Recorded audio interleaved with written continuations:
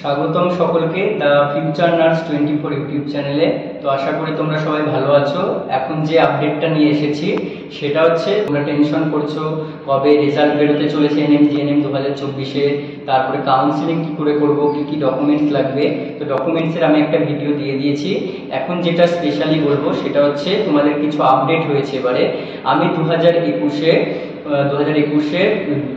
ANM GNM 2024 পরীক্ষা দিয়েছিলাম এবং সেখান থেকে 2021-এর নভেম্বরে আমাদের যে অ্যাডমিশন প্রসিডিউর স্টার্ট হয়েছিল এবং সেই সময় আমাদের কি কি ডকুমেন্টস লেগেছিল সেটা কিন্তু আমি অশোকনগর নর্থ চব্বিশ পরগনায় নার্সিং ট্রেনিং স্কুলে হচ্ছে এখন কারেন্ট হচ্ছে থার্ড ইয়ারের ইন্টার্ন স্টুডেন্ট। তো আমি 2021-এ অ্যাডমিশন হয়েছিলাম।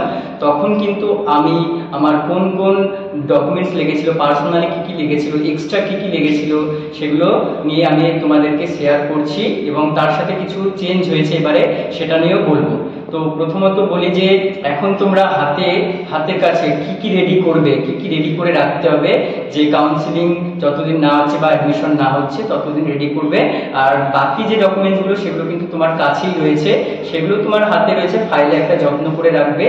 এবার প্রথমত বলি যে, 4টে জিনিস কিন্তু আপডেট হয়েছে বা আপডেটে সবসময় তোমাদের রাখবে। এবং মেডিকেল ফিটনেস সার্টিফিকেট নিয়ে যদি বলি, তাহলে সেটাতে তোমরা কি কি রিপোর্ট, কি কি টেস্ট করবে আর কার কাছ থেকে বা সাইন করাবে, সেটা নিয়েও কিন্তু আমি বলে দেবো। সেটাও পুরোটা দেখতে থাকো। এবং আমার অ্যাডমিশনের সময় আমার এক্সপিরিয়েন্স বলছি, এগুলো কিন্তু আমি আগে থেকেই রেজাল্ট বেরোনোর মধ্যেই প্রায় বের করে রেখেছিলাম। এবং ডমিসাইলেও আমি, আমার যেহেতু পঞ্চায়েত এলাকায় বাড়ি, ওই জন্য আমি ডমিসাইল A1 করেছিলাম। এবং A1 কিন্তু আমার যে পঞ্চায়েতের যে পঞ্চায়েত প্রধান রয়েছে বা বিডিও অফিসে যে বিডিওর হেড মানে বিডিও অফিসার রয়েছে, তার কাছ থেকে সাইন করেছিলাম। তো আমি সেগুলো তোমাদেরকে শেয়ার করে দেবো। আর মেডিকেল ফিটনেস সার্টিফিকেট কিন্তু তোমরা কেউ ভুল করেও MBBS ডক্টর, অর্থাৎ যার একটা কিন্তু রেজিস্ট্রেশন রয়েছে সেরকম ডক্টরকে দিয়ে সাইন করাবে। আর একটা বলবো যে, রিপোর্ট অর্থাৎ প্রত্যেকটা টেস্ট না করে কিন্তু কেউ ভুলভাল রিপোর্ট কিন্তু বসাবে না। এগুলো ইনস্টিটিউটে কিন্তু মানে ভেরিফাই করে, আর ভেরিফাই করে সেটা কিন্তু WBNC তো যে কোনো সময় ভেরিফাই করতে পারে। তাই কেউ কিন্তু ভুলভাল রিপোর্ট বা টেস্ট না করে বসাবে এরকম কিন্তু করবে না। আর ডক্টরও তোমার রিপোর্ট না করে কিন্তু বসাবে না। মেডিকেল ফিটনেস সার্টিফিকেট নিয়ে তোমাদের বলে রাখি, প্রোফর্মা 2 ফিল আপ করবে। আর এখানে কিন্তু অবশ্যই এই যে বক্সে কিন্তু তোমার ফটোগ্রাফ দেবে। আর মেডিকেল যে MBBS ডক্টর থাকবে তিনি অবশ্যই সাইন করে অ্যাটেস্টেড করে দেবে।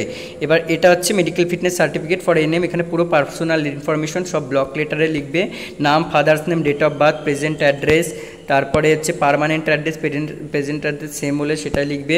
তারপর হচ্ছে history of illness, past illness, family history, এইগুলো কিন্তু ডক্টরেই ফিল আপ করে দেবে, তোমার কোনো টেনশন নেই। আর আমি একটা কথা বলছি যে, আমার অভিজ্ঞতা থেকে বলছি, প্রত্যেকটা রিপোর্ট কিন্তু করবে, USG, ECG, ব্লাড টেস্ট সমস্ত রিপোর্ট করবে। রিপোর্ট কিন্তু তোমার ইনস্টিটিউটে শো করতে চাইবে অ্যাডমিশনের সময়, তাহলে ভুলভাল কোনো ফাইন্ডিংস কিন্তু বসাবে না বা ডক্টরকেও বসাতে দেবে না। এরপরে যে এই পুরো ফাইন্ডিংস যেটা রয়েছে এগুলো কিন্তু ডক্টর ফিল আপ করে দেবে, তোমার কোনো তোমাকে দেখে চেক আপ করেই ফিল আপ করে দেবে। এরপরে যেগুলো করা দরকার, যেগুলো হচ্ছে করতে হবে, না করে করবে না, সেটা হচ্ছে পালস, রেসপিরেশন চেক করবে, ব্লাড প্রেশার চেক করবে, urine test for albumin sugar, urine test অবশ্যই করবে। ইউরিন টেস্টের রিপোর্ট কাছে রাখবে, অ্যাডমিশনের সময় লাগবে। Blood test for TC, DC, ESR এগুলো রিপোর্ট রাখবে। ভীষণ রাইট আই, লেফট আই, এটাও আই টেস্ট করাবে। হার্ট, লাংয়ের এক্সরে করবে। অ্যাবডোমেনে USG করে লিভার, স্প্লিনের কন্ডিশন, মেনস্ট্রুয়াল হিস্ট্রি, এটা ফিমেলদের জন্য, এটা মেল ক্যান্ডিডেটের জন্য হচ্ছে অ্যাপ্লিকেবল নয়। এরপরে দেখো, এরপরে যদি এটা যেটা আসবে, I hereby certified that I have examined, এখানে তোমার নাম বসিয়ে দেবে ডক্টর একটা। এরপরে যদি কোনোরকম ফাইন্ডিংসে কিছু হচ্ছে প্রবলেম পেয়ে থাকে সেটা এখানে লিখবে। আর যদি না থাকে তাহলে এখানে ফিট লিখে দেবে, ঠিক আছে।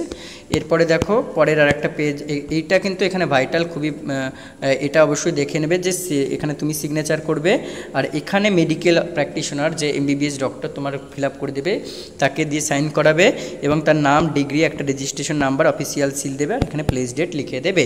এবার ডক্টরের অবশ্যই কিন্তু রেজিস্ট্রেশন নাম্বার না থাকলে সে এখানে লিখতে পারবে না, সেই রকম ডক্টরকে দিয়ে কিন্তু ফিল আপ করাবে না, এটা কিন্তু মাথায় রাখবে। এরপরে দেখো এর সাথে রিলেটেড আর একটা হচ্ছে certificate regarding physical limitation in an examine. এখানে তোমার নাম লিখবে, এখানে পার্সন উইথ কী ধরনের ডিসেবিলিটি রয়েছে লিখবে, এখানে তোমার বাবার নাম লিখবে, আর এখানে রেসিডেন্ট অফ কোথাকার লিখবে, ভিলেজ, এইসব যে সিগনেচার চিফ মেডিকেল অফিসার আর মেডিকেল সুপারিনটেন্ডেন্ট একটা করতে হবে। এই ছিল আজকের ভিডিও। তোমাদের যদি কারো কোনো ডাউট থেকে থাকে এই 4টে বিষয়ে বা আরও কোনো কী কী ডকুমেন্টস লাগবে বা অন্য কোনো বিষয়ে যদি তোমরা জানতে চাও, আমার দেখো আমার অ্যাডমিশনের সময় যা যা লেগেছে আমি একটা ডকুমেন্টস ভিডিওতে বলে দিয়েছি। আর তাছাড়াও যদি তোমরা জানতে চাও অবশ্যই কমেন্ট করবে। আর আমার একটা কিন্তু টেলিগ্রাম চ্যানেল রয়েছে, সেই টেলিগ্রাম চ্যানেলে তোমরা জয়েন করতে পারো। সেখানে যদি কোনো তোমাদের ডাউটস হয়ে থাকে তাহলে অবশ্যই তোমরা আমাকে পার্সোনালি মেসেজ করবে বা গ্রুপে জানাবে। আর তার সাথে সাথে তোমরা অবশ্যই চ্যানেলটির সাথে যুক্ত থাকো, যে কোনো এক্সাম সংক্রান্ত নোটিশ বা আগে পেয়ে যাওয়ার জন্য। তো আজকে এই ভিডিওটা দেখার জন্য সবাইকে অনেক অনেক ধন্যবাদ। আবার দেখা হবে অন্য একটি ভিডিওতে।